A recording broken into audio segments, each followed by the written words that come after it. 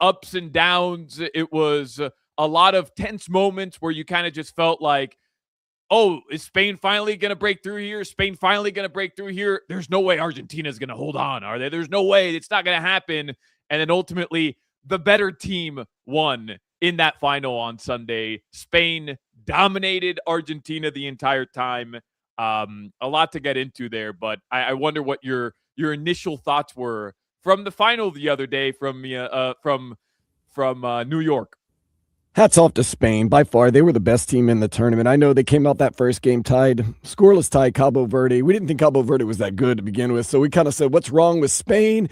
We want Spain to win every game 5-0. That's not their style. I thought maybe they played their best game against France and maybe they used up all their bullets to get into the final, but I was absolutely wrong. They were by far the best team throughout the tournament. They were so good against Argentina that Argentina's game plan was to try to sneak a championship by not shooting a goal at all, getting into PKs, and in the penalty kicks at the end of the game, try to win it there. That was their goal. That's how dominant Spain was. Hats off to them. Yeah, man. It was one of those things where on paper, Dan, the entire time we're going into that final on Saturday last week when we're previewing the game. And I do want to talk about England and France in the third place game as well, because we weren't exactly sure what to expect. But, I knew Spain on paper, better team. I knew Spain going into that match had been the better team throughout the knockout rounds. Like they had put together quality performance after quality performance going into that final, obviously taking down France, right? Like once they do that, you say, oh, wow, this team's special. This team has something that a lot of other teams don't. And Argentina was basically running into a final, going into a final saying, we haven't played great. We've perhaps been the beneficiaries of some fortunate officiating, but we found ways to win, right? And there's beauty in that. And there's definitely also, that's a skill. Dan, I remember the 2023 Miami Heat run, just to tie it back to Miami sports, where that Heat team, on paper, they weren't better than anybody that they played. Certainly not better than the Bucks in the first round as the 8 seed. They probably weren't a more talented group than the New York Knicks in the second round. And they damn sure weren't better than the Boston Celtics when they played them in the conference finals. But they had one player in Jimmy Butler who was going to be the best player on the floor every single night. And they just found ways to win. Late in games, scrappy, gritty, call it heat culture, call it in the mud, whatever, spoism you want to use. But they just found ways to win. And Argentina, they had the best player on the pitch, the best player ever, but the best player on the pitch every single match in Lionel Messi. And they just found ways to somehow put themselves back in the final. But it finally caught up to them. Like you can't just hope that in the final 10 minutes, 15 minutes of every game, you're going to end up just besting the other team, because when you run into a legit great defense and a team that can play under that pressure, that can play amidst the circumstances of, oh, you're going to send an attack. Well, we're not going to lose our structure. Ultimately your luck runs out. And Dan, it's exactly what I expected to happen. I expected that low scoring game. We talked about it, right? I expected the low scoring game. I expected a game that potentially could go into extra time. But when push came to shove, if Argentina was in a situation where they were trying to play from behind, or if Argentina was in a situation where they're down 2 goals and they had to make some magic happen, it wasn't going to happen against Spain. They had to attack them early. In the first 20 minutes of that game, Argentina, for the most part, came out pressing. They were pressing high. They were trying to put opportunities towards goal. They were trying to create dangerous challenges. Now we know they didn't take a single shot in the first 90 minutes.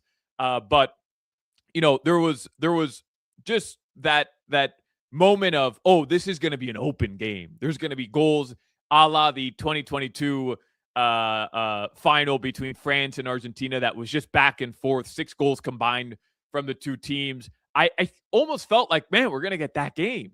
And then after 20 minutes, Spain starts touching. Spain starts playing their game. Spain starts pushing forward. Spain starts playing through the middle. and Argentina sits back because they had nothing else that they could possibly do. Because if they kept pushing forward, they were going to let 2-3 goals in right away, and it was over after the 20 minutes when Argentina just kind of sat back. I felt like, yeah, this one's done. It's going to go to Spain at some point. I accused you of being too practical. I said, you're too logical. You're too practical. And you said Yeah. exactly what Spain was going to do. And I thought in the big moment, Spain would once or twice maybe lose their structure a little bit. I just assumed. And the second they lost their structure and they lost their form and they got out of position, Messi was going to take advantage. And you said, Dan, you don't understand. Spain is too tactical. And I said, all they have to do is make one mistake. And you were right. They made no mistakes on defense. They never got out of position. They played a magnificent game that just totally choked out France. Then they choked out Argentina. And you being a practical, logical soccer guy paid off because they did exactly what they were supposed to do and exactly what you planned on them to do. Yeah, but I applaud you. the fun part about soccer is that you could always take the practical approach, and at some point you're going to be wrong. I was wrong with France. I thought the practical approach was if there was one team that could break down Spain's defense and Spain's structure and just Spain's commitment to not allowing those deep runs beat them, that's going to be France because just the speed is too much, you know? And then, France is playing in a third place game here in Miami. Day, that game was so mesmerizing. You get the 10 goals. Everybody loved that. There's no doubt about it. But it's almost like France came out and said, whatever. Like, whatever. Who cares? That's and like then, United States mentality. If you ain't first, you're last. Whatever. Right. Well, the way we kind of crushed people who were against the third place games last week, and my whole defense was there's pride on the line, there's passion, there's pride. These guys are playing for their jersey, and then France came out there like, yeah, whatever, genuinely whatever. I mean, that's exactly what you got. And then in the second half, it was 4-0, and France was like, oh, well, we don't want to get embarrassed. So then they start caring. And then England was like, well, this game's over. Like, well, who cares? So they're not playing defense anymore. It made for a spectacle, and it's 4-3 at one point. And before England gets that penalty, it's 4-3. Olise has a chance to put on, right, he had two chances. We talked about it at the studio. But he has a chance to tie that game within minutes of the third goal being scored. And he plays a ball out wide. He runs right through the 18. The ball gets played right back to him. I think it was Dembele, maybe not. The ball gets played right back to him, and he had time to stop, control, shoot. Instead, he tries to one-time it with his left, and it just goes flying about 10 yards to the left of the goal. But it was a clear opportunity. He scores that game, Dan. Who knows? Who knows what happens in the infamous third place game that'll end up going down as one of the better games of this World Cup. Overall, Dan, look, I want to get into the World Cup as a whole. Some of the criticisms coming in, some of the question marks coming in, and how it all played out. But overall, successful World Cup, right? Like maybe not the greatest World Cup of all time. I know Spain, and we'll talk a little bit more about Spain and why they were so good. And I want to get back to the final a little bit because I do think Argentina deserves some credit being dominated like that and holding that 0-0 tie, especially a man down, forcing extra time. Like, as much as people were rooting against Argentina, and they became these villains throughout the tournament, and, there's a lot of people finding out about the country of Argentina, things that they didn't know, and it became a thing, and the referee discussion, whatever. As somebody who has watched South American soccer my entire life and has rooted against Argentina every single time they take the pitch, like I can come away from that game saying, hey, hats off. You went up against a team that has more talent than you. You were down a man for the last 30 minutes, and somehow, some way, you still force extra time. And somehow, some way, you almost forced penalties as well. There were two opportunities at the very end of the game. So I want to get back into that as well. But Dan, this World Cup, it was effing awesome, right? Like it was just awesome. So much fun. The times that the games were played during the group stages were great.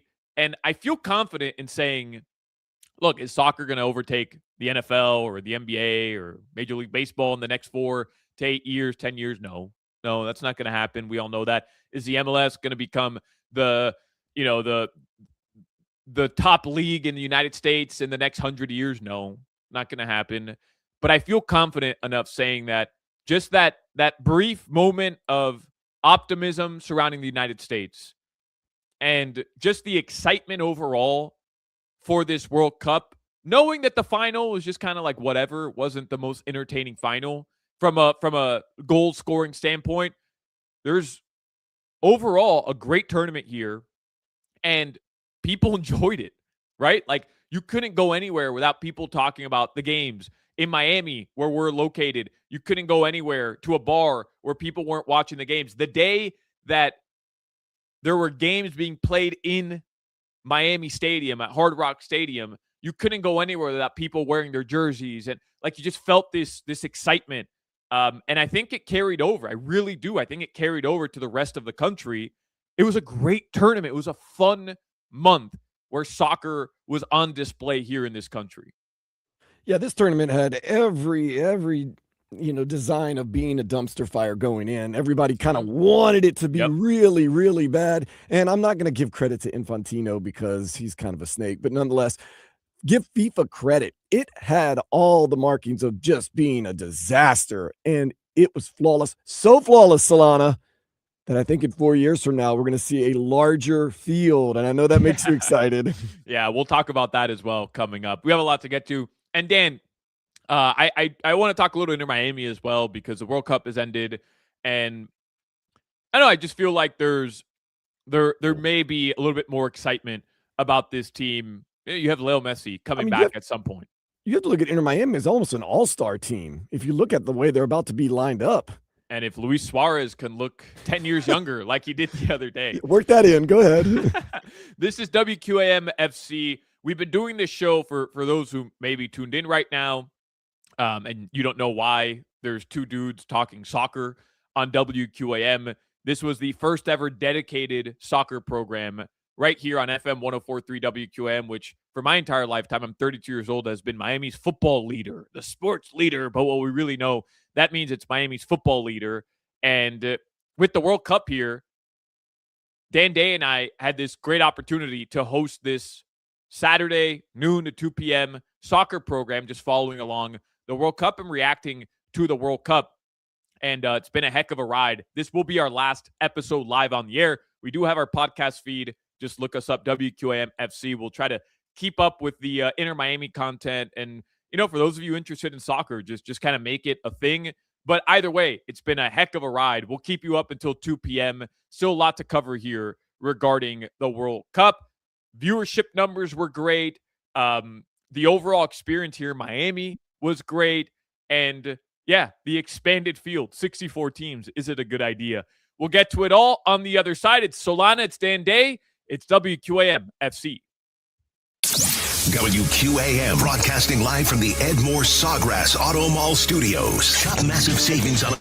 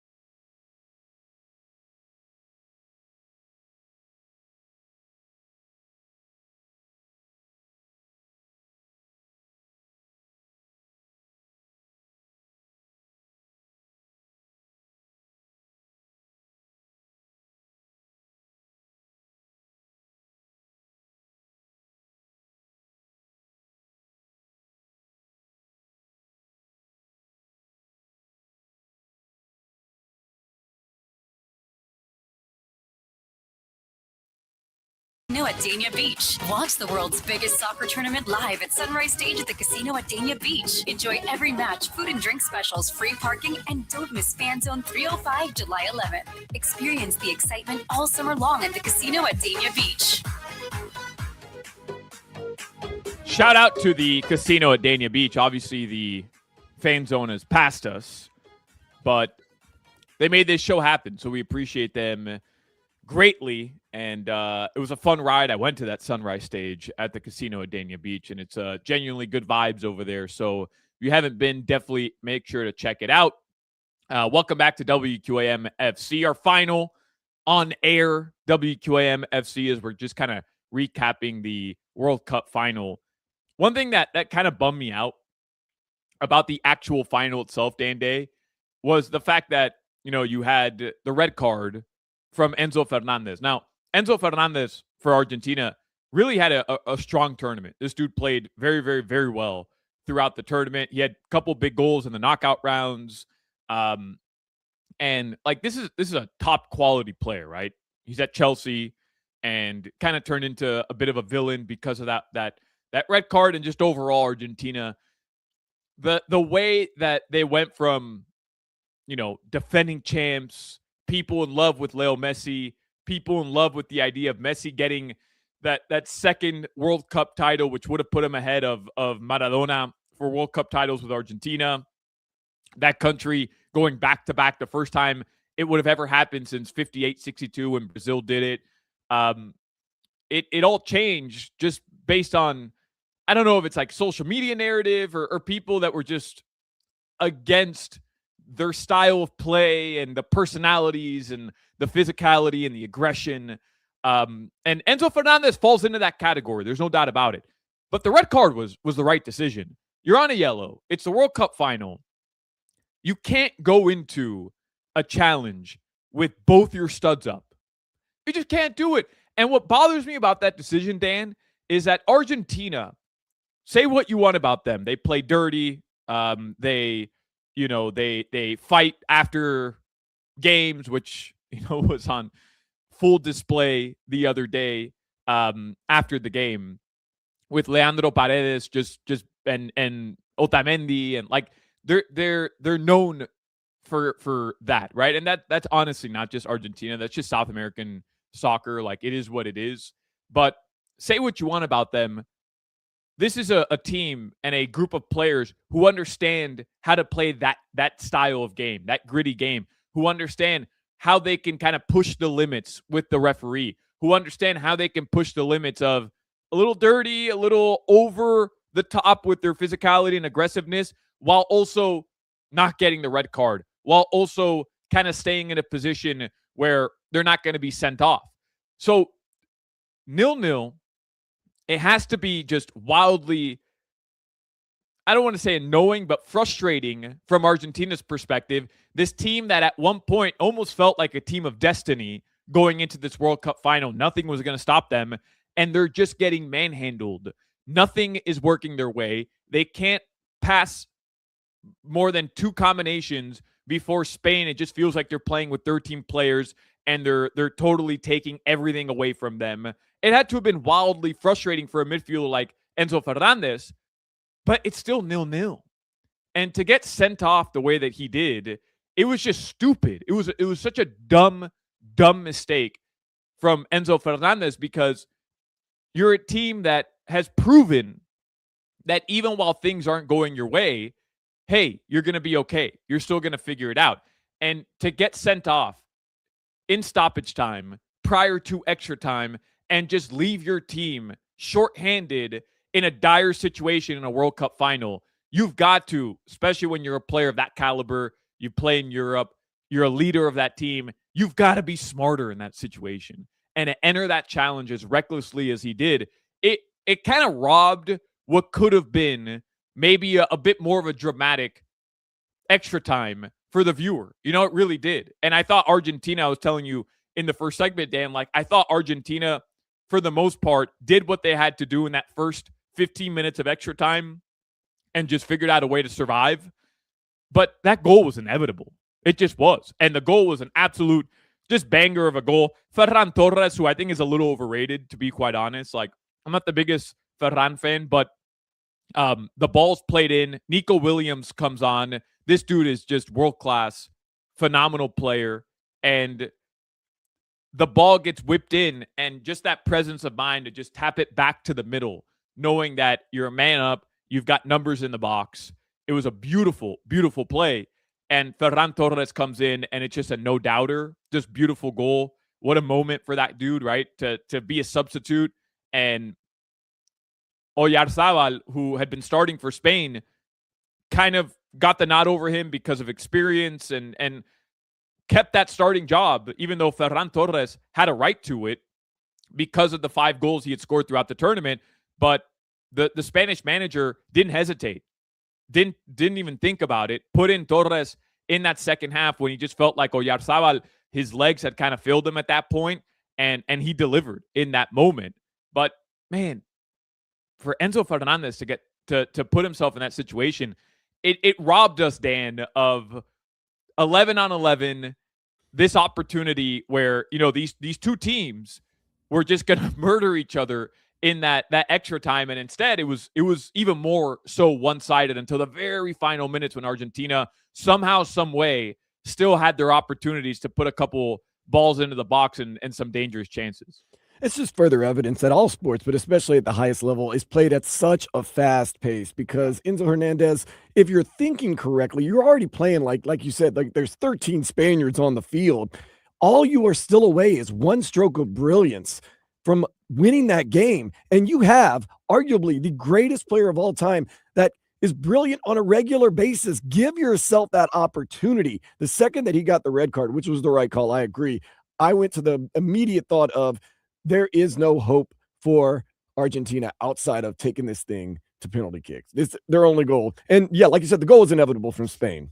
Yeah, and that's what Argentina was trying to do. Like, oh, okay, we'll defend our lives away and we'll send this to penalty kicks. It, you know, reminds me, England was playing in the Estadio Azteca in Mexico against Mexico, and they're holding on to this 3-2 lead, but they're at the 67th minute, right? Like they're entering the fourth quarter, as we called it throughout this entire tournament because of the water breaks. And I mean, think about that. You have to defend from the 70th minute until the 90th, plus whatever stoppage time is added on. And in that case, in that game for England, you had an injury, you had a VAR situation, you had a penalty.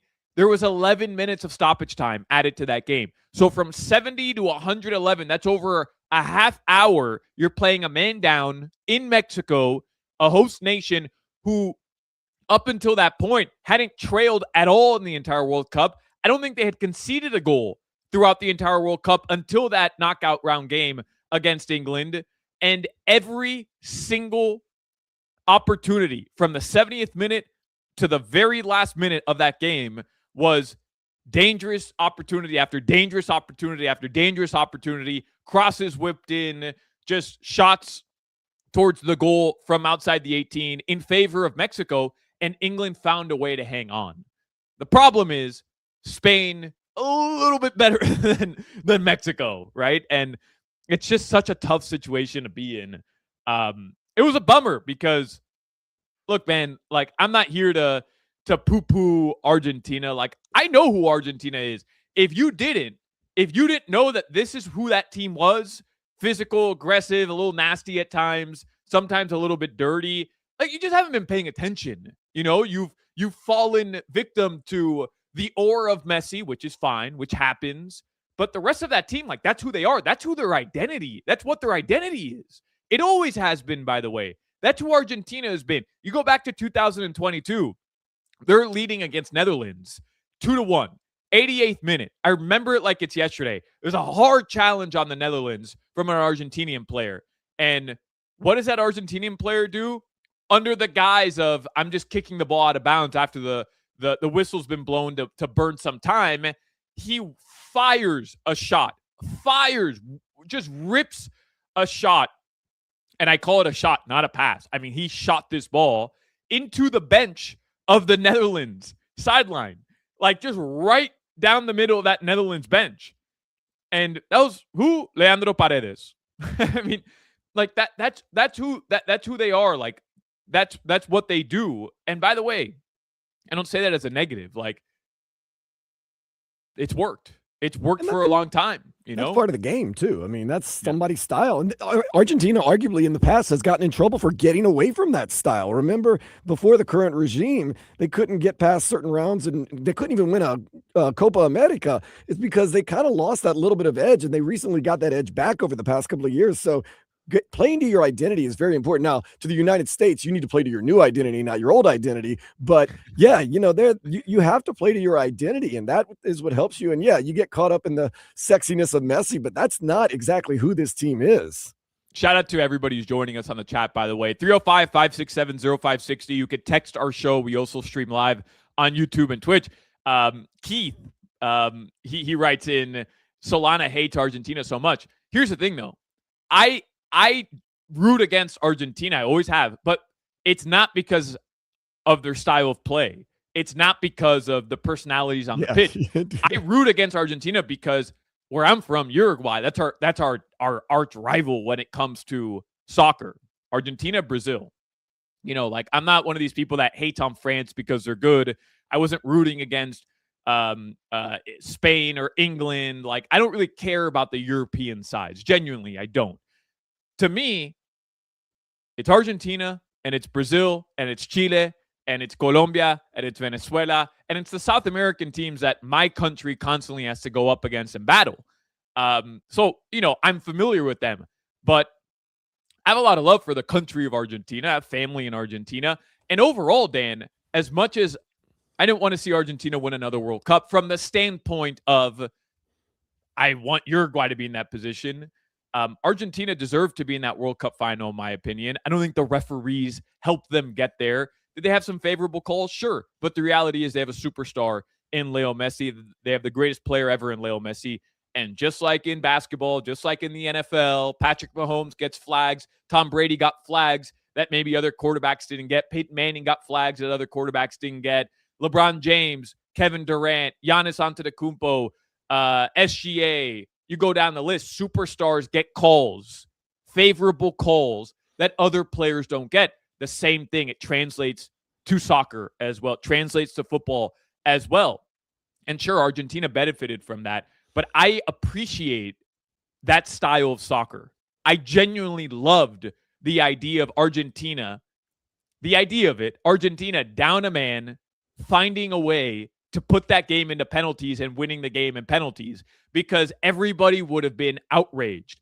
How could a team like Spain, who plays so proper, they play pushing forward, they're attacking, and maybe they didn't break through, but they're attacking, they're doing the right thing. They're doing what people want them to do, which is go try to score goals. How could they falter against a team that's doing the opposite, that's playing almost like the antithesis of what the consumer wants, which is we're going to defend, we're going to play dirty, we're not even going to try to worry about scoring a goal right now unless we just happen to luck into it, but we're going to do the opposite of what you want, and we're still going to kick your ass, and we're still going to find a way to win this game. And I appreciate that. I would have, as a viewer with really no skin in the game, I would have appreciated that, knowing that it's not what people want to see. People wanted to see Spain break through, score 3 or 4 goals, because it would have been fair. Like, they deserved it. They had the chances, and the Argentine goalkeeper, Dibu Martinez, was fantastic. Even though a lot of those saves, he didn't have to do too much. The shots weren't tremendous. Still, I mean, save after save after save after save. You have to give Dibu credit. Dan, Leo Messi's impact in that World Cup final was pretty much zero. Yeah, you're holding up a big donut. And I just wonder, does that matter to you in the grand scheme of how we remember Messi's legacy? Because to me, it doesn't. Just the mere fact that they were there, the mere fact that, as we've talked about time and time again, this dude at 39 years old started and played every single minute in this World Cup throughout the knockout rounds, throughout the group stage, and led his team back to the final, to me, was just outstanding. And would I have loved to have seen, just one moment from Messi on that stage? For sure. I was a bit disappointed that it never came. but it doesn't impact the way I view his tournament in a nutshell.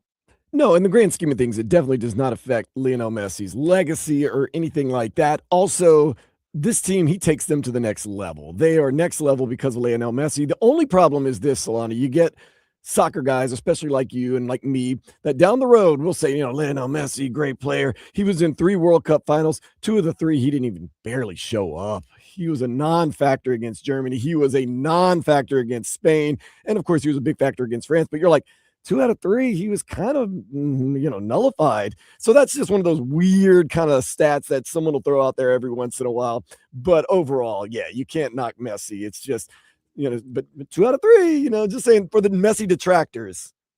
Yeah, and the idea that, he was just going to take over that game, and we talked about it, right? The storylines going in, Messi, Lamine Yamal. I mean, Lamine, he was pretty good. Yeah, he was fine. Like he didn't do much in that final. It's not like he took over the game. No, a couple decent crosses into the box, and he was fine. But that's what makes this game so difficult, right? Like that's what almost makes you appreciate a guy like Lil Messi more. Where sure, individually he's brilliant, but it doesn't necessarily guarantee you brilliant moments every single game. It doesn't guarantee you the goals. It doesn't guarantee you the goal scoring contributions. You've still got to sometimes find your own way. And at the end of the day, like Messi up top, a man down in extra time by himself against that Spanish defense at 39 years old, 110 minutes into the final game of the World Cup after playing 9 games prior over the span of a month. It was never going to work out for him. It just wasn't. It's not his game. Yeah, but Spain shows you what tactical and, just getting ready for a game. You saw one of the first things they did when Messi touched the ball in the midfield. They ran right through him, elbowed him in the back, and knocked him down. Kind of set the tone like, Nope, this is not your game. This is not your tournament. We've got a game plan for you. It really set the tone. I thought that was brilliant by Spain, by the way. Which is what you do, right? Like, that's what you have to do against Leo Messi. And, Dan, what's funny is, the way Argentina could have survived in that game would have been to sub out Messi. And their manager, hear me out here. He's the greatest player of all time. He was leading Argentina. He was arguably, maybe not even arguably, he was the player of the tournament, right? In terms of goal scoring contributions, in terms of just taking over games. Forget about the context of him being 39 and how unbelievably ridiculous it is that he's still doing it at this level. I mean, he and Kylian Mbappe, Messi and Kylian Mbappe were leading the tournament all turning long. And I'll throw Harry Kane and Erling Haaland in the bunch, but really it was Messi and Mbappe leading the tournament in goals. And they stayed neck and neck until Mbappe finally broke through in the third place game. Forget about the context of him being old. Like, it's ridiculous. But you're a man down, and you're relying on a 39-year-old who doesn't have the pace of play to keep up with that team. And Argentina has a guy in Lautaro Martinez sitting on the bench the entire game. He never comes in. Now, to give you an update on who this Lautaro Martinez guy is, he's the guy that literally put them into the final. I mean, he literally scored the go-ahead goal to beat England. And this dude, earlier in the tournament, was starting because the other starting number 9 for them is Julian Alvarez, who didn't have a good game, who they ended up subbing off late in the game. Lautaro was starting for him. He scored several goals throughout this entire tournament. And he's a world-class striker, this guy, like a world-class striker. And Dan, you're down a man. You're just leaving Leo Messi basically at the half-field line. And any balls you're clearing now, because everybody's back defending, you're relying basically on Messi to go track down that ball. It's never going to happen, which is why Spain continued to recoup the ball and continued to recover and continued to get the ball back into the wing so that they could put those dangerous crosses in.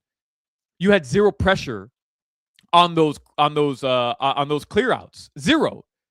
And the real move there is to put in a fresh striker who can track down those balls. And at the very least, just put a little bit more pressure on Spain towards the half-field line in the final third, and it makes them a bit harder for them to kind of break down your defense.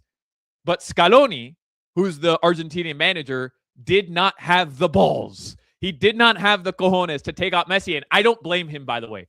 I don't blame him. But I'm saying tactically, the right decision would have been to take out the older, tired, less physically able to track down loose balls superstar, which is, by the way, what they did with Erling Haaland against England in that quarterfinal match, which we saw with Harry Kane at one point, which is what I could look back, which is what Uruguay did with Darwin Nunez, even though the idea I'm comparing Darwin to Messi is absolutely just bat bleep insane.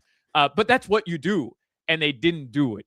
They wanted to give Messi that one final chance to have that one final moment where he was going to take over the game. And unfortunately, objectively, it would have been phenomenal for Messi to have that moment. And unfortunately, it never came.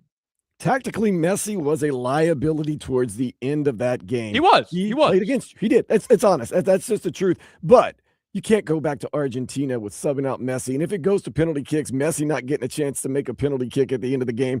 I understand the situation. Situation was just too much. But yes, from a tactical standpoint, if you're just logistics, a sabermetrics person, the right move is to take out possibly the greatest player of all time in a championship game and sub him out and put a little bit more pressure on the team. It's funny to say, but it's true. It's true. I mean, again, like I'm not. This isn't me slamming Scaloni, and I understand why you don't do it. You ride or die with that guy. He's the greatest of all time, or whatever, the greatest of this era, and he put Argentina on the map. He won the World Cup, or I'm sorry, put them not on the map. Put them in a position to be in that World Cup final. Like, so I understand the decision, but the reality is that may have hurt Argentina at the end of it. Before we go to break here, a couple chats coming in. Somebody says, Platinum Swords, love Solana's passion for soccer. Now back to talking trash about him. Respect Platinum Swords. Somebody else was asking, Dan, it's a good question. It's Keith. He says, what's more impressive, Messi playing at this age or LeBron playing at this age? And it's a fascinating question. It's interesting because LeBron doing what he's doing in a sport where one individual player has a lot more impact in basketball than one individual player in soccer. I think the easy answer would be LeBron James. And it probably is LeBron James, but I'll say this. LeBron James is 6'9", 260 pounds, chiseled. Like, he's a freak of nature. He's arguably the greatest just physical athlete in the history of the game, right? Leo Messi's his nickname is the Flea. I mean, he's got to be all of 5'8", right? So, I mean, if he's 5'8", 5'6", 5'7", and to still do it in a sport where, he's constantly being challenged and he's constantly just kind of being kicked and they try to push you around and it just doesn't matter, right? Like, everybody knows, don't let him get to his left foot, and he still gets to his left foot every single time. I don't know. It's an interesting question. LeBron physically, if I just showed you the two people and I put Messi and LeBron side by side to somebody who has never seen any sport ever in the history of sports, and I said, which one of these two will have a 20-plus year career where they dominate their individual sport? Everybody would choose LeBron James, just physically imposing. So I don't know. Maybe that's the argument for Messi, that he's not physically imposing, that he's not this larger-than-life figure just physically, but he's still been able to dominate arguably the hardest sport to have longevity in soccer. It's a fascinating question. I'll get to more of your chats coming up a little bit later on. On the other side, though, I do want to talk about the best story from the World Cup. It's not Argentina and it's not Spain. It's a country none of us expected to be talking about after the World Cup. It's WQAM FC. Solana Dan Day will take you up until 2 o'clock. Saturday afternoon baseball at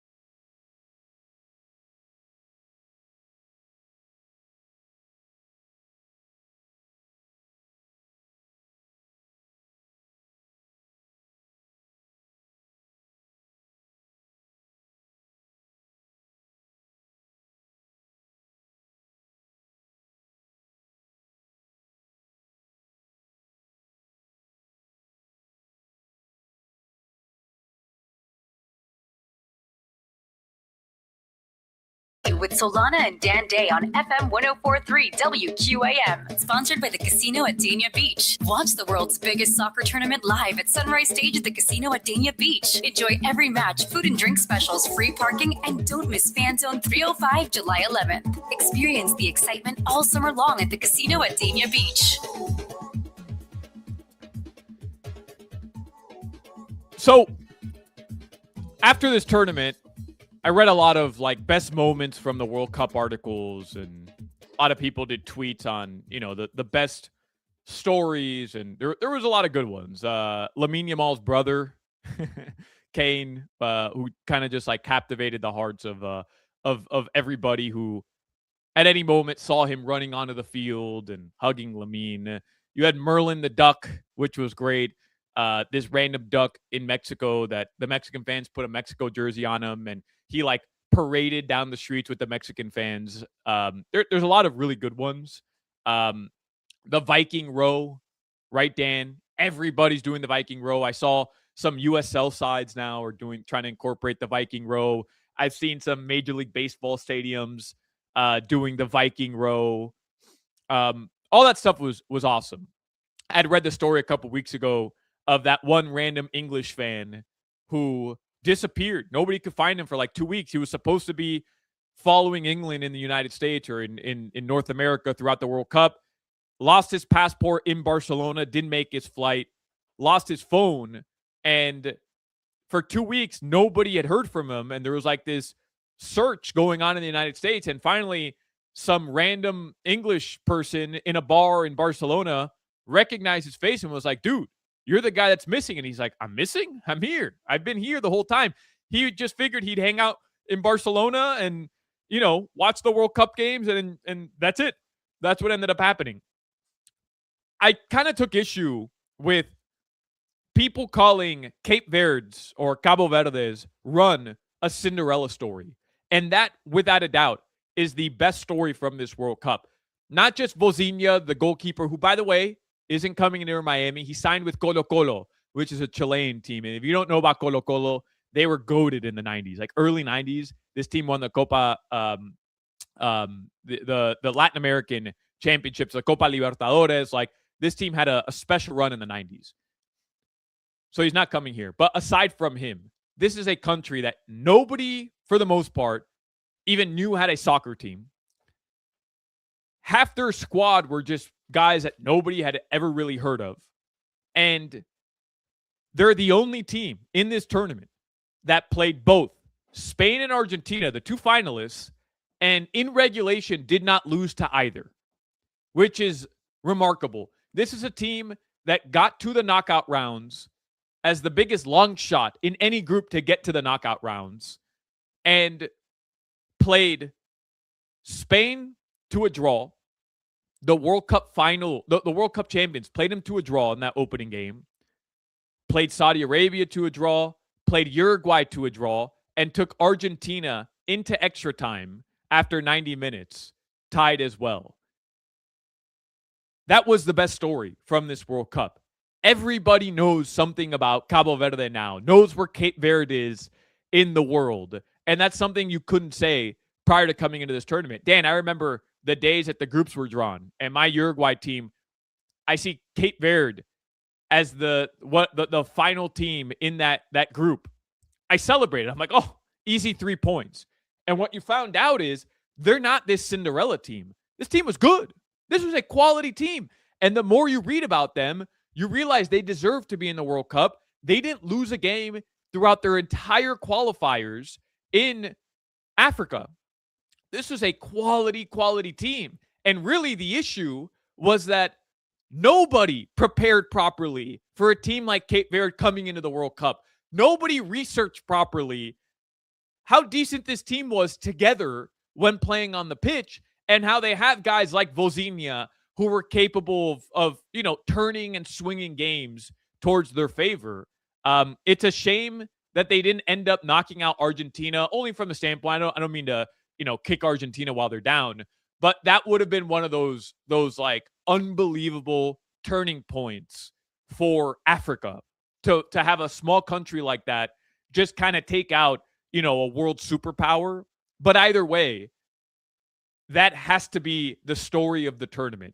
I do like that everybody conveniently leaves out that they didn't win a game at the World Cup, which, it does kind of take away a little bit when you look at it from that perspective. It does take away a little bit of the magic of this team. But nonetheless, to get into the knockout rounds as the biggest long shot of any team to do so, to get out of that group with Spain, Uruguay, two former champions, and a Saudi Arabia team that, let's not forget, beat Argentina, the World Cup champions in 2022, to get out of that knockout round, and then to play with Argentina and look like they belong on the pitch with ultimately a finalist. The story of the World Cup. I'm glad that I was able to experience it live here in Miami, celebrating and watching the Cabo Verde fan base celebrate, even though it hurt me because we ended up tying 2-2 against them. That was effing awesome, man. Genuinely, that was awesome. And to be tied 1-1 against Argentina after 90 minutes, you tie Spain 0-0. It goes to show you that this is what the World Cup provides. An opportunity for a random team that nobody had advancing out of the group was able to put together something special. And it's why, Dan, you had asked me earlier, 64 teams potentially is what we're going to be looking at in the next World Cup, expanding the field again. I'll dive into what that could look like on the other side, but I think it's a no-brainer from FIFA's perspective, more money. From a consumer's perspective, more games, more entertainment, for sure. No doubt about it. More countries. But more stories like this, which is what I think the general fan, the casual soccer fan, maybe not the biggest soccer fan, maybe you're just looking to be entertained throughout a summer where there's not much going on in the NFL and the NBA. There'd be more stories like this, which I think is a no-brainer. We'll talk about what that expanded field could look like on the other side. Hour 2 of WQAM FC is coming up next. Let's go! Turn me up. We can now prove that most of us have faces for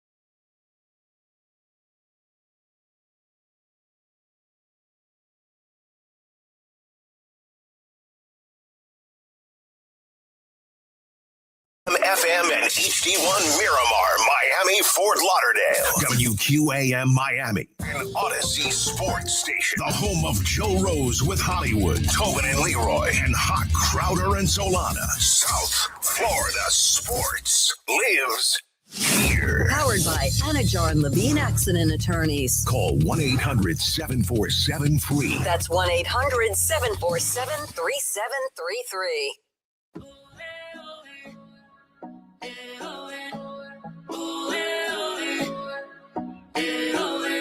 You knew from the day you were born here in this place. So I was watching the World Cup final at Monty's in the Grove, and ended up being a really fun time. But when Shakira in that halftime show pops up, so the halftime show is going on. It is what it is. People are watching. Monty's does a really good job. They have TVs everywhere. The sound systems are great. But when Shakira pops up, the camera pans to Shakira, and she starts singing that song, and she's shaking her hips. The entire place of Monty's erupted. Not when Justin Bieber started singing. There were a couple girls who went crazy. BTS, right, was somebody else that performed. Shakira, I mean, that entire place erupted almost like if a goal had been scored, which I just found to be funny because, yeah, we're in Miami, and Shakira's like this, larger-than-life figure, I guess globally, but there's something about her in Miami with the Colombian influence and whatever, right? Like, everybody in Miami has heard Shakira anywhere. The way people yelled when Shakira performed was crazy. One of the funnier viral moments, though, of that World Cup came at halftime after the halftime show, which is Wayne Rooney on, I think it was BBC, but like England's coverage of the World Cup, just torching the halftime show. I think he said it sucked. He called it crap. And I don't know, like, I didn't get to watch it properly, Dan. I was at a bar, so I didn't I wasn't in my humble abode with the sound system, and I was like half paying attention until Shakira starts shaking her hips, and yeah, like the song implies, they don't lie. So I don't know. I don't have like a good take on the halftime show. I just thought it was funny that Wayne Rooney goes on national TV in England, and literally 8 seconds after the show is like, that sucked. That was crap. I mean, Shakira kind of saved the day when she went out there and started stripping, but Wayne Rooney, give it a break. I like those big halftime shows, but for the most part, yeah, it was kind of poorly executed. I'll give it credit, but man, Shakira at 49, how does she do it, man? Goodness gracious. Justin Bieber's song made no sense whatsoever. How did that get approved? I don't understand that. Like, it's supposed to be this joyous celebration. And I like Biebs. I liked his there was like a stretch there in like 2018 through like 2023 where he was making some good club bangers. But I mean, what are we doing? Singing this depressing song. Hallelujah. I mean, what are we doing, Biebs? It's supposed to be it's bad enough. It's 0-0 at halftime. I have to listen to Justin Bieber sing like this crazy emotional song at like time and place, bro. This ain't Coachella. This is not Coachella, Biebs. I'm sorry. Although Shakira, I will say, she's kind of synonymous now with soccer in the World Cup. So it was exciting to see her out there. Yeah, it's the safe play by FIFA. It was kind of my take when, again, she's singing the song of the tournament. Like 2010, Waka Waka, iconic. Mm-hmm. And they brought her back for 2014. Fine. It's in Brazil. It's in South America. I get it. And then, 2018, they go to Russia and they're like, hey, what would be cool? If Shakira made a song for the World Cup. Like, okay. All right, FIFA, we gotcha. And then here we are, 2026. They're like, what would be cool? What if we brought Shakira back to play the halftime show and to have the song of the tournament? Like, oh, okay, FIFA, we got you. Like, yeah, Shakira can make good music, and everybody loves Shakira at 50 years old. And okay, but do you have any other ideas? Does Gianni Infantino employ anybody that has any other ideas about how to make a song for the World Cup? Anybody? Oh, and by the way, it's not iShowSpeed. It's not iShowSpeed. I don't know what's going on there.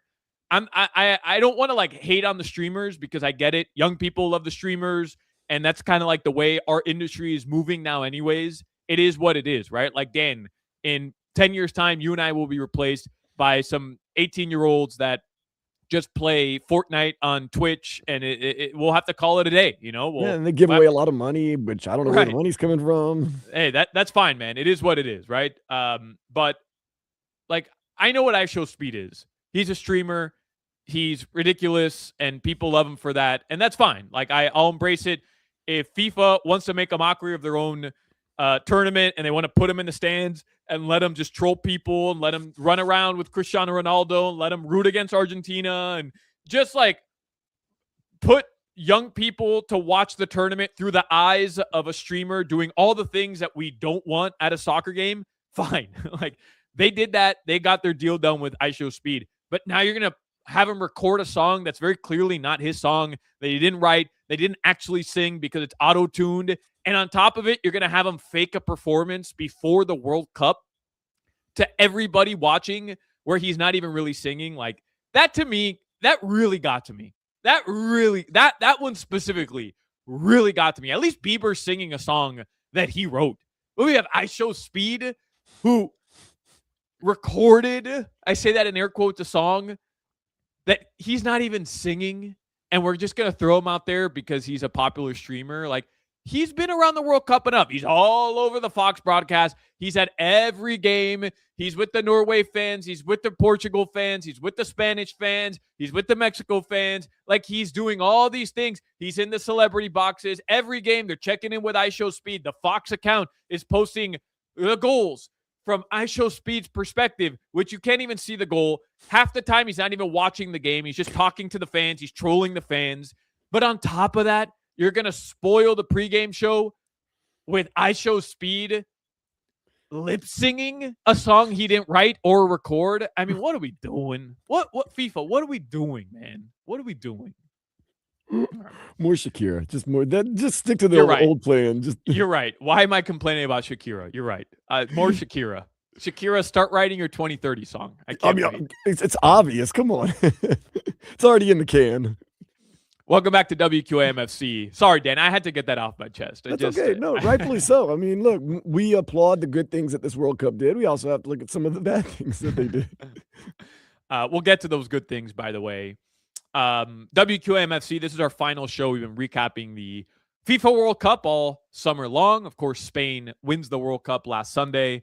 And we figured, why not do one more show to just talk about the final? It's Solana, it's Dan Day. Take you up until 2, and then Dan, you have Sports Day coming up at 2 o'clock as well, right? With Vladimir. So yeah, I'm still trying to figure out what we're going to talk about today, but we'll figure it out between now and then. I'm sure there's a lot of people just in their car, like, oh, let's hear what QAM has to say about LeBron James, and it's me yelling about IShowSpeed at the World Cup. Listen, man, LeBron, he chose the best roster. Maybe chose the best roster. I get it. It's fine. I'm not mad about it. The Heat won the offseason. All right. That's my lone Heat take here. The Heat still won the offseason. They got Giannis Antetokounmpo. I would have loved the LeBron story. I would have loved LeBron on this team from a basketball perspective. I thought it would have been cool. LeBron's second return or second time coming to Miami. It would have made our jobs as the flagship a lot more fun as well. More eyeballs, more attention, just more of the chaos that comes with LeBron James coming to your town. It would have been fun, but I'm not stressed about it. Sixers are going to be really good overall. This Eastern Conference, like, it might be the best Eastern Conference of my life. I was thinking about it. Like, it literally might be the best Eastern Conference of my life. So it is what it is, man. LeBron goes to the Sixers, and hey, we'll see you in the playoffs, bro. We'll see you in the playoffs. In all the craziness, did LeBron James not go to any World Cup matches? Because I didn't see him at any. Yeah, I don't know. I don't recall seeing him at any World Cup matches. We watched a lot. I mean, you and I watched all of the games. Maybe he's just too caught up in trying to make his decision. But that it seemed like, because LeBron owns professional soccer teams, especially in the Premier League and stuff like that. He's a soccer fan. You would think he'd be at some of the games. I know Jimmy Butler was there changing flags every other day. Yeah. Jimmy's Colombian, and then he's a Spanish fan. Then he's Brazilian. Yeah. Kira does that too, though. in a tournament that's filled with stars and star power, came to play. Erling Haaland, you could argue, the biggest winner from this World Cup. Maybe he didn't hoist the World Cup trophy, but there's a lot of little kids who are going to love Manchester City because of Erling Haaland. I think there's just a lot of Americans who maybe tuning in for the first time, seeing this larger than life figure, looks like an effing Viking. He's got the luscious blonde hair. He looks like a Targaryen from Game of Thrones, and he's just dominant for this team. And now you find out, I can watch him every Saturday play for one of the best teams in Manchester City in the Premier League, which is probably the most watched European league here in the United States. I think a lot of people are going to find themselves tuning into that. You mentioned Jimmy Butler and Brazil. He's just a Neymar fan. I talked to Jimmy about this several times. Why do you like Brazil? I tried to hitch him onto the Uruguay bandwagon, and he had no interest in that. But he loves Neymar. Him and Neymar are boys. They play poker together. That was one of the sadder stories of this World Cup. Brazil, again, coming up short, massively underwhelming performance after massively underwhelming performance, losing to Erling Haaland and Norway. But Neymar not having an impact, getting injured prior to the World Cup. There was a lot of controversy in Brazil whether or not he belonged on the squad. Ultimately, he ends up on the squad, and he comes in at the very end when the game is pretty much out of reach and gets that whatever penalty kick, but Brazil ends up losing. I was disappointed, Dan, because I thought if there was any manager at this World Cup that could galvanize just a hurting nation, footballing nation in Brazil, with all this star power, all this talent, and all these personalities, it would be Carlo Ancelotti. Like, this dude, he has the credentials, he has the resume, he's got the track record of being able to do this. And once again, like, Brazil just didn't look like Brazil at any moment. They won, they beat Haiti, they got into the knockout rounds, and Norway's good. There's no shame in losing that game, but the talent on that Brazilian team, they never look like Brazil. And I think that's the bigger issue. It's not that you lose to Norway. Like, anybody could have lost to Norway this tournament. England almost did. I'd argue Norway could have beaten Spain. They could have beaten Argentina. Like, they could have beaten anybody on any given day. So it's not necessarily that they lost to Norway. It's that it never looked like the Joga Bonito squad. It never looked like the team that for 90 minutes was just going to dominate you and there was nothing you can do about it. They never had that feel. I mean, damn, even the United States put on a performance like that against Paraguay in the first game of this World Cup, where the first 45 minutes of that game, there wasn't a question about who the better team was. And Brazil, outside of the game against Haiti, I guess, which, love to all my Haitian brothers and sisters, but it's Haiti, that team was just happy to be there. You never saw that from Brazil, which was disappointing. Yeah, and that's the thing. The things that I said about Brazil would be blasphemy years and years ago. Like I said, they were probably the most overrated team in this tournament when they took on Japan. And I said Japan was the more underrated team. And they kind of got by Japan on name alone. Japan kind of sat back and, was like, well, we're playing with Brazil. And even saying at one point when I was like, the United States, when we were on our hot streak, I said, we're not scared of some of the teams we used to be scared of. And someone said, yeah, you better be scared of Brazil. I said, I'm not scared of Brazil. I'm scared of Argentina. I'm scared of Spain. I'm scared of France. But I'm not scared of Brazil. To say that, someone would say you're the most cocky United States fan of all time. But now it's true. I mean, I believe on any given night, we can go toe-to-toe with Brazil, the way they're playing now, at least in this tournament. Yeah, I mean, if you had watched Brazil coming into this tournament, the qualifiers, there was a reason why so many people were skeptical of that situation. And even that Japan game, Dan, I mean, there were so many mistakes by the Japanese goal. The goalkeeper in that first goal, Casemiro ends up scoring it, but just like a ball that the goalkeeper should have saved. And then even the second goal was one of those situations where it was kind of a head-scratching defensive play, ends up being a golazo, but by who was it, Gabriel? But still, like, just disappointing all around. And it's shocking to me that, not shocking, but I guess just a little sad that you have Neymar coming into this tournament and he just never had a moment. He's the ghost of Neymar, and I hate to say it, he's been injured for a decade.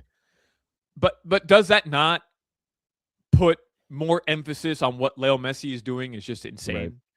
Right. You saw Cristiano Ronaldo in this tournament. Yeah. I'm not comparing it to what Neymar put on paper, but Cristiano Ronaldo, a little bit older than Messi, granted, but still that larger than life figure.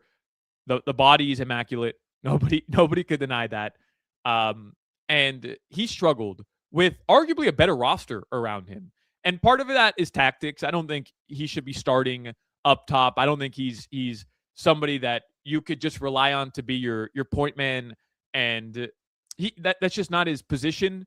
But right now, you can't have him as a winger because he's just physically not capable of playing quality out wide in that attack.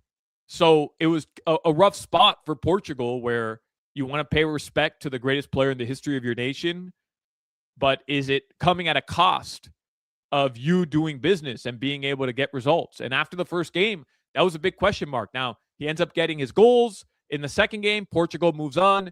And the reality, Dan, is they end up losing to Spain 1-0 in the knockout round. There's no shame in that either. When you think about the fact that Spain allowed only one goal all tournament long in an expanded version of this tournament where there were more goals and more assists and more goal opportunities than any World Cup in the history, obviously, because there was more games. I understand that dynamic, but still, the point stands. More games, an extra knockout round for a team that has to go all the way like Spain did, and they let in one goal all tournament. That's remarkable. That is remarkable. But going back to Cristiano and going back to Neymar, it puts an emphasis on how unbelievable it is what Leo Messi's doing. You know, where I said it time and time again, coming into this tournament, I didn't believe Argentina could have success, real success, you know, finals, aspirations, semifinals, playing through Messi again. I just didn't believe it. I didn't think there was any way. And it wasn't necessarily an indictment on Messi. It was just, hey, this is a sport where there's a track record. And once you get to around 35, 36, 37, 38 years old, your team can't rely on you the way that they once did. Can you come in and have an impact? Sure. Can you have one game where you're dominant? Sure. But throughout a tournament, playing as much soccer as he's played with only about 3 to 4 weeks off at 39 years old, be the guy that's going to lead your team. There's no precedent to that in the modern era of the game. There just isn't.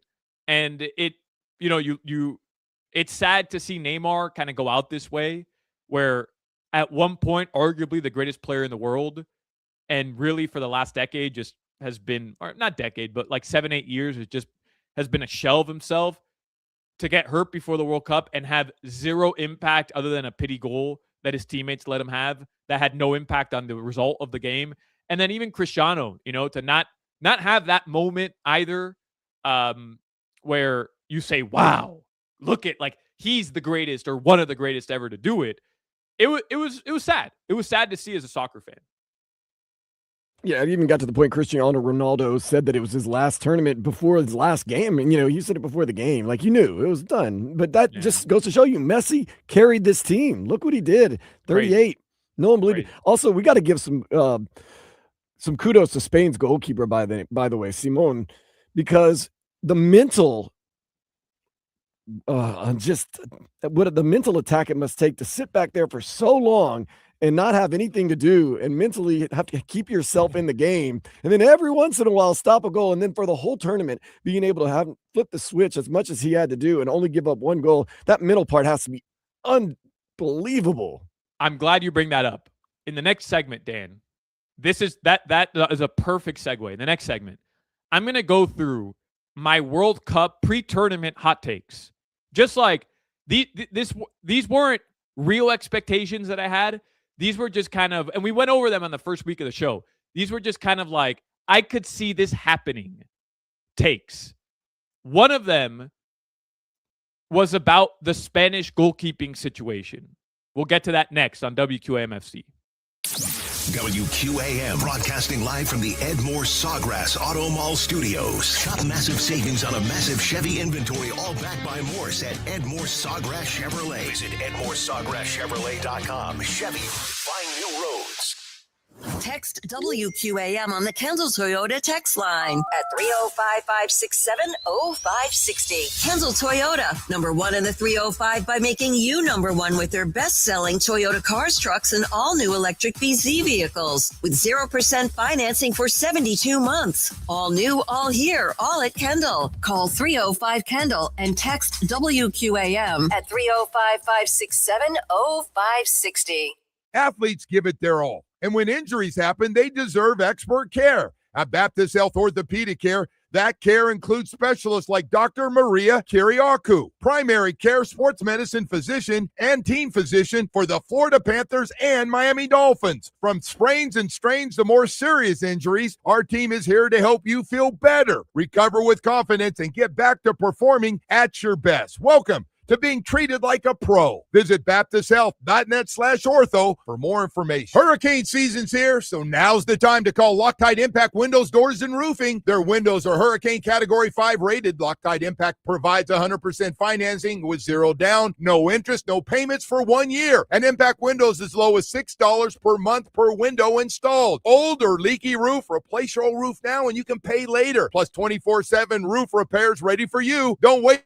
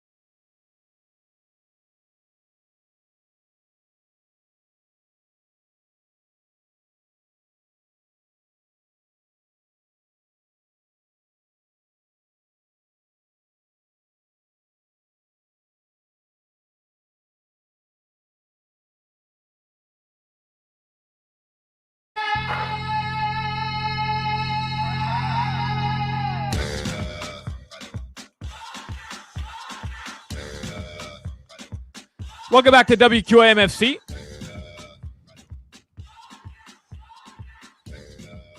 Somebody texted in earlier, Dan. GP Rock on the chat.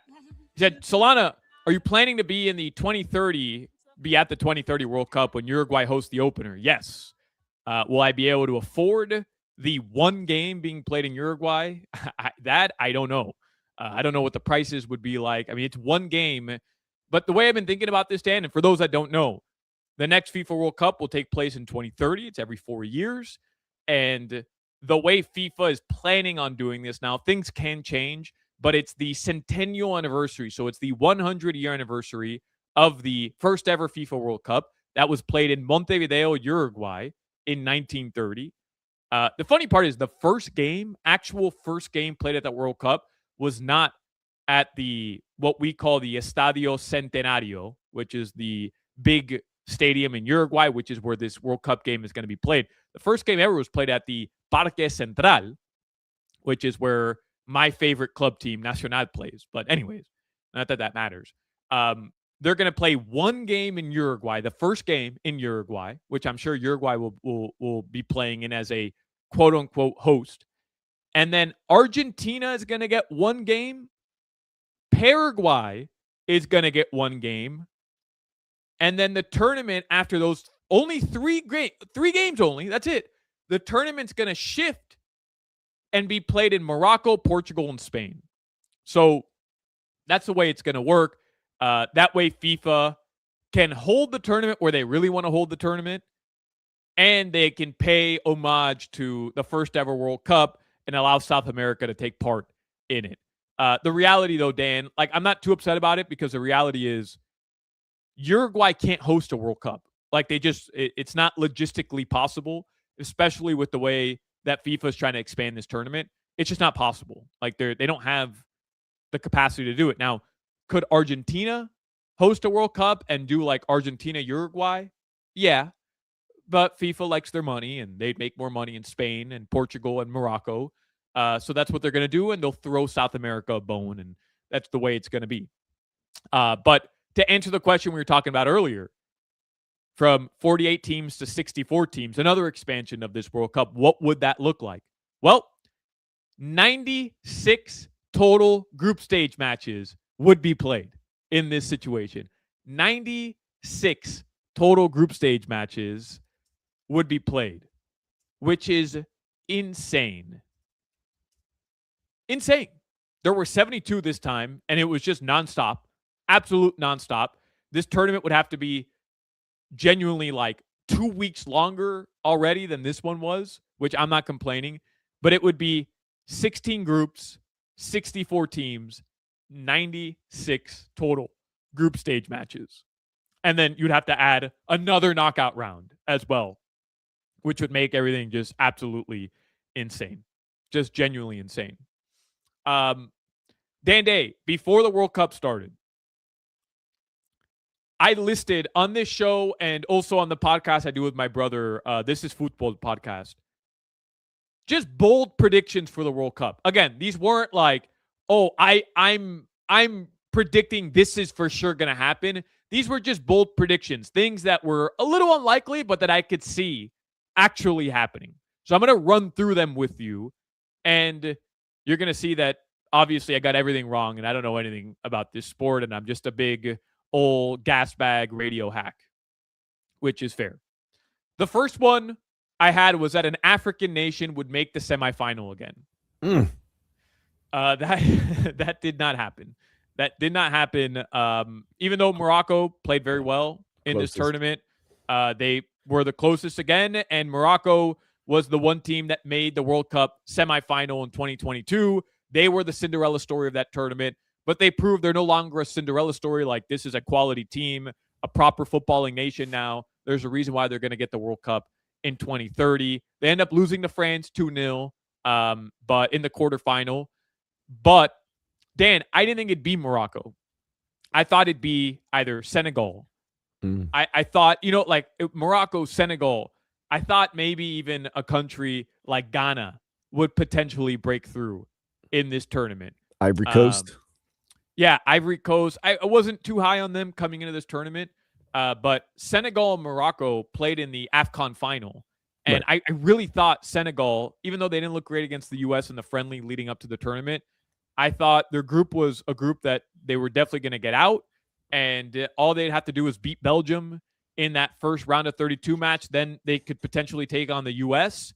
And they had a 2-0 lead against Belgium in the 84th minute of that game. And they would have played the United States. And had they gotten through the U.S., which we know wouldn't have been the craziest thing in the world, knowing what we know now, like they would have had a legitimate chance at the very least getting to the quarterfinal.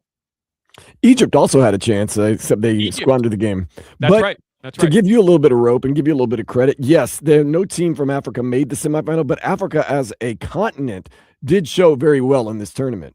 In the next in the next 12 years, so the next 3 World Cups, an African nation is going to make the semifinal again, potentially win this World Cup. Like the soccer culture with all these nations, like these aren't teams you can just look over now. You think about the Democratic Republic of Congo. Mm-hmm. I mean, they had a decent, opportunity to beat England. They were leading 1-0 the entire game in that round of 32 match.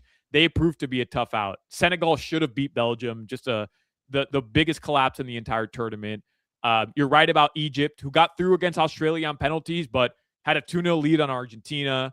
And then Morocco. Morocco's good, man. Like they're just proper footballing nation. They have a superstar as well in Hakimi. Like they're just great. Absolutely great. My next bold prediction. Ecuador will be the last South American team standing. Yeah, you get no rope on that one. That one, Dan, wasn't even that one wasn't me doing bold predictions. I genuinely believe that one. Like that one was a real take on my part. They did good in CONMEBOL. I will say that. I thought Ecuador finished second in World Cup qualifying. And I just thought they were so perfectly built for a tournament like this. And they go play Mexico. They don't even have a shot on target pretty much the entire game. They get one player sent off. They just looked awful. They looked absolutely awful.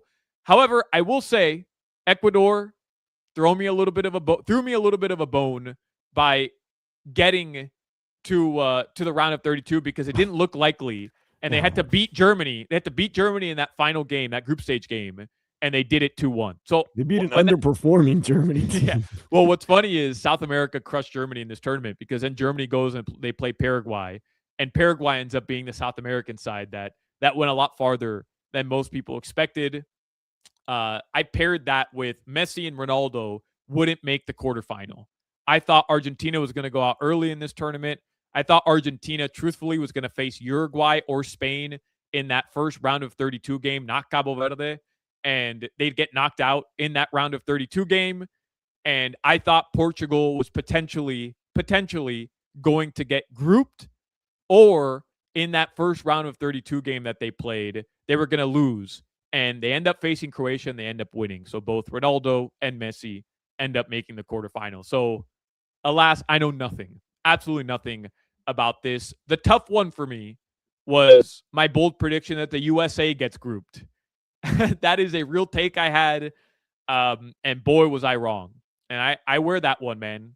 USA, as disappointing as the tournament finished with that loss against Belgium, and we crushed them for it last week, Dan.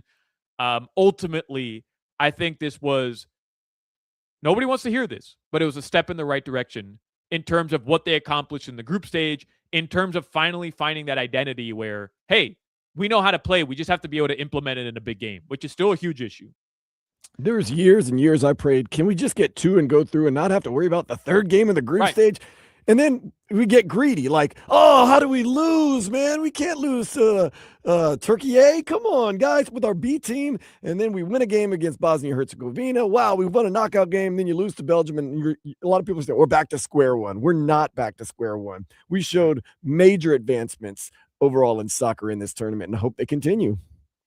There are a couple messages here, Dan, on our chat, like, soccer sucks.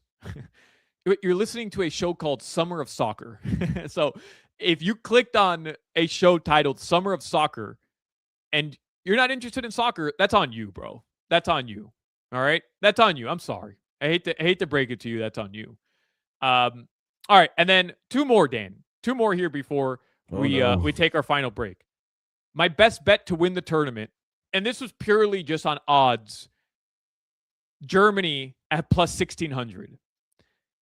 It was just purely based on value because I thought of all like the superpowers, right? Spain coming in, France coming in, Argentina, England. Who am I missing? England. Of just all the superpowers, right? All the teams who have won a World Cup and always are expected to go far. Germany was sitting there at plus 1600 when Spain was plus 450, France was plus 450, Argentina was plus 500, England was plus 700. I mean, Germany at plus 1500, it just felt like there was tremendous value there. And, well, yeah. Here's my last one, Dan. This might be the worst one. Spain comes out in their first game against Cabo Verde, and they're starting Unai Simon, the goalkeeper, who's the goalkeeper for Atletico Bilbao or Athletic Club Bilbao, who, by the way, isn't Barcelona, Real Madrid, Atletico Madrid, but this is a quality, historically quality club. They just don't have the cachet that some of these other big clubs have. And I told my brother, and I may have mentioned on this show, Spain at some point in this tournament is going to regret starting Unai Simon over David Raya, who's the backup goalkeeper for this tournament. Now, the reason why I said that is purely based on the fact that Simon plays for Bilbao, Athletic Club Bilbao. David Raya was the starting goalkeeper all season at Arsenal. He was in a Champions League final and played a hell of a Champions League final, but also was a major part in Arsenal getting to the Champions League final. I couldn't fathom why the manager for Spain would not start the guy that took his team to the Champions League final over a guy that played for a team that finished, 10th in La Liga last year or worse, 11th in La Liga last year. It just couldn't register to me, Dan. It just didn't make any sense to me. And I was strictly going based off club affiliation, period. Even if you want to go even a step further, the third string goalie for Spain, actually, Joan Garcia, I think his name is the backup for Barcelona, but had been playing for Barcelona a lot because Ter Stegen got hurt. So I'm like, why are you playing the guy that should be the third string as your starter?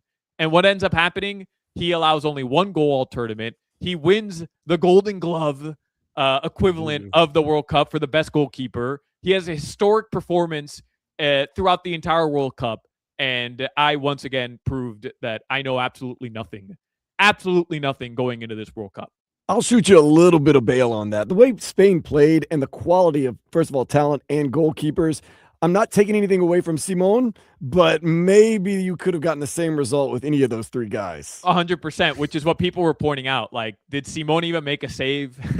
Which literally he made one save in the World Cup final. It's funny how that stuff works out. We're going to wrap things up on the other side. Our closing thoughts on the World Cup, plus maybe a little Inter Miami love as well.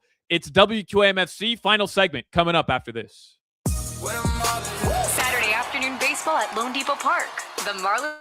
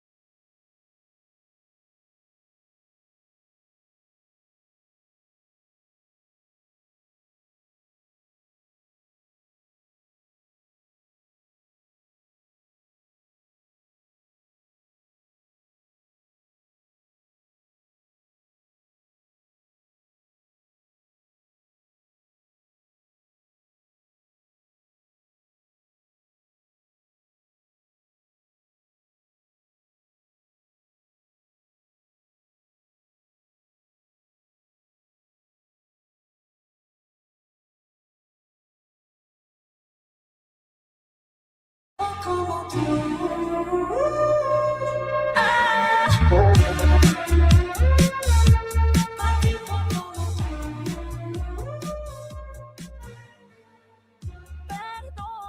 right, final segment of WQMFC. I saw the funniest damn thing, Dan Day. This Mike Vrabel, man. This has nothing to do with soccer. Mike Vrabel walking up to the podium yesterday for a New England Patriots press conference with a dog. Like a cute little puppy. Okay, all right. I did cheat on my wife. Look at the puppy. Look at the dog. I know all of you want to ask me about it, but look at this puppy. Look how cute this puppy Look at the dog. is. Look at the dog. It's like bring your kids as a meat shield. Hey, look at the baby. What a joke, man. What an absolute joke. Oh. Yeah, as long as he wins, he'll be all right. Oh, yeah. I mean, it doesn't matter. Nobody actually in that league cares about adultery and not being in a monogamous relationship. Like, nobody actually cares about that stuff. It's just juicy for Twitter or whatever. And the fact that it's an NFL writer is why it, has the legs that it has. I'm not in the business of judging somebody for, whatever it is that they do on their own time. I don't care. I just find it funny that it's like, hey, look at this dog. Yeah, look at this puppy. Old tricks, man. Use the oldest trick in the book, man. Just anything to deflect. Yeah. Somebody in the comments was like, "What's next? Wheeling out a kid in a wheelchair next week, and then the following week, like what are we doing?" All right, Dan Day. If you get to grade this World Cup, it's WQMFC, by the way. It's our final show. It's our final segment here. Sports Day's coming up. Dan Day is going to talk to you about LeBron, but this is us recapping the World Cup here for the final segment of the first ever dedicated soccer show in WQAM's history. Dan Day, before we get to our grades, I am damn proud to be a part of the first ever soccer program. It means that, yes, the World Cup had major influence over the sales budget. And thank you to the Casino at Dania Beach for realizing the importance of a show like this throughout the tournament that was in our backyards, but also that this sport is growing, the sport that I love more than anything. And it has a place on our airwaves. It doesn't just have to be Dolphins offensive line with Joe Rose all the time, which I love. I love Joe. He caught a stray there. I didn't mean it. But also there's a place for soccer on this radio station. And genuinely very proud of the fact that we were able to bring it to those who care. And those who don't, that's okay. You could turn on our Odyssey podcast and listen to Offensive Line Talk. That's there for you as well, everybody. Welcome to the 21st century. Dan Day, how would you grade this World Cup? All in all, there was a lot of question marks about prices. There was a lot of question marks about FIFA and them just meddling and everything. Logistically, people traveling from here to Boston. And, there was just so much that could go wrong. How do you grade this World Cup now that it's come and gone? I give it an A. I don't want to say A+ because nothing's perfect. And the cost of tickets, something maybe should be done about that. But we just really thought that this thing was set up to just be a disaster, a dumpster fire. And they pulled it off seamlessly. And not only did they pull it off seamlessly, the players and the fans did their part. The stars showed up. They gave us great games. The fans gave us great, I don't even know, content. It was just everything they seemed to do kind of came off really smooth, really good, really fun. The games were great. The times, of course, for us were really great. I don't know. Everything seems smooth. So I would give it an A overall for the enjoyment, for the viewability, for the accessibility, for everything that went on. You didn't hear a lot of negative stuff once the ball got kicked off. So I give them an A. Give FIFA credit. They're money grabbers and they grabbed their money. But at the end of the day, they did pull off a very, very successful tournament. Yeah, I think you said it perfectly. It's an A for me as well. Not an A+, but here's why. Because the actual final wasn't an entertaining final. Also because they thrusted and forced IShowSpeed into the final. But you got the best team versus the best player. You did. And the storylines were magnificent going in. And like I told you, I appreciated the game. I thought it was a fun game. I didn't think it was a bad game. But I understand people who did. 1-0 extra time isn't exactly the most thrilling performance. But they have no control over what happens in the game, really. That's the problem. They don't, but still the results affect my grading. And I thought, you go back to 2022 in Qatar, the final of that game made that tournament a lot more memorable. Not just Messi winning, But you think back to Qatar and you're like, oh my God, that final was one of the greatest sporting events I've ever watched. So it kind of made up for the most part, just like an okay tournament. This one, the lasting memory you have of that tournament is an Argentine player punching Gavi because they lost. So, like, you know, the final, the memory of that final is Donald Trump not moving out of Spain's opportunity to hoist the trophy in, you know, the iconic way that every World Cup winner does, or Shakira or Madonna. Like, the final, the soccer isn't what was memorable from that game, which is why I can't give it an A+. I give it an A. But all in all, Dan, you're right. You had Europeans and people from all parts of the world, but Europeans especially, with some preconceived notions about this country, come here and for the most part realize, oh, this is fun. Like, this is fun, you know? And I'm not saying this country doesn't have its issues or whatever. I'm not trying to get political. I'm just saying you had a lot of people that come here that were expecting one thing and went back to their country saying, hey, that was fun. That wasn't anything like I imagined. That wasn't anything like people told me it was going to be. You had the Tartan Army come here and just take over cities, and Americans didn't bitch and complain. They joined in on the party, because one thing this country loves, Dan, I say it all the time, it's a party, it's celebrity, and it's just a place to be seen, right? And I thought this country, the United States, really, really kind of just put themselves in these situations to go out, drink, and have fun and enjoy the entire World Cup, which to me was the main takeaway from this. The fans won. Genuinely, like, the fans won in this tournament. And you know what? Such a good job by North America. Let's give Canada and Mexico credit so much that there's the little bit of a whisper. The Euros said, you know, it's not out of the total realm of possibilities that one year we hold our tournament over there in the United States, which is unthinkable. Yeah, but they It's not tried gonna to happen, play. but- They tried to play one La Liga game, and all of Spain went on strike. They're like, permanent siesta until the La Liga, goes back on their decision, which is just absurd. It also shows you from that angle, like, Roger Goodell is like, oh, we're gonna play all our games in England this year, and Americans are gonna be like, all right, F it, I guess we're going to England, you know. And in Spain, they're like, hey, we're gonna play one game in New York, just one, and the entire country is like, oh my God, are you kidding me? Corruption! We've got to go on strike. Players aren't playing. They're stopping games for 20 minutes before the start to protest.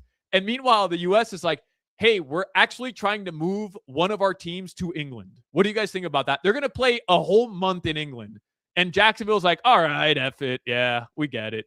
You got to make more money. Go ahead, Goodell. Go make more money. Dan Day, does this excitement continue with Inter Miami? The stadium the other day on Wednesday, and I know you're positive outlook guy, Dan. I know you are. I know that's how you approach life, and I love you for it. But the stadium on Wednesday, without Leo Messi, was sparsely occupied. It wasn't, it wasn't a sellout. Is the draw soccer because people are starting to fall in love with the sport, or is the draw still Leo Messi in the MLS, whether the games are being played here or whether the games are being played elsewhere? The answer is both. The main draw is still Messi. The main draw is still the big names, and that's in any market with any team. But you get a slow burn with USA Soccer. You're slowly starting to get fans, and we want to look at it like this World Cup was so good. We need to capitalize on it. In a year from now, soccer is going to be the number one sport in America. No, we have to slowly grow it, and stars help that. But yes, the main draw at Inter Miami, because you and I went to the games before Messi when there was the Rodolfo Pizarros. When there was, oh my God, I forgot about being excited about Pizarro coming to Inter Miami. That's insane. The picture of Higuain walking out his first day at practice, looking like he had just scarfed down 73 empanadas in a span of 10 minutes. Like, his pregame meal was empanadas every single day. I forgot about that. We went to those games and they weren't that populated in the stands, so the Stars always do bring it out. But I think you have to look at the slow burn. The base is getting higher, slowly but surely. But the Stars definitely bring it out, and right now that is the main draw. Inter Miami is going to sell out a lot of games as long as Messi is there, and that's the good thing about. I mean, if Argentina losing, maybe Messi thinks about sticking around a little bit longer than he maybe possibly would have if he'd won a second World Cup. Yeah, maybe. But that paycheck is good for Leo Messi. You can keep playing here at Inter Miami. Casemiro's supposed to join forces very, very soon. Inter Miami does play tonight, 7:30. And don't forget, MLS is on the up. You got Griezmann, he's joined Orlando. You got Lewandowski, who was in town with Chicago. So you're getting some bigger names, albeit at the end of their career, still bigger names to MLS. So it's growing. Yeah, Griezmann did end up scoring. It made up for a insanely brutal performance from him. I watched most of that Orlando game. I mean, just awful. He just looked like a shell of the guy that I remember watching in his prime years for Atletico. Well, hopefully it continues. Dan Day, thank you for everything throughout this entire tournament. Thank you to everybody who tuned in. Genuinely appreciate you. This was fun. Thank you to the casino at Dania Beach as well for believing in this little soccer project that we wanted to put together here on WQAM. I hope everybody enjoyed it throughout the tournament. And hopefully we will be back, WQAM-FC, to just continue talking about this beautiful sport that I absolutely love. I'm Solana. That's Dan Day. This has been the Summer of Soccer, a WQAM-FC feature, and Sports Day is coming up next. All right, dude. See you later. Park, Later, Dan. the Marlins Later, host everybody. the Padres.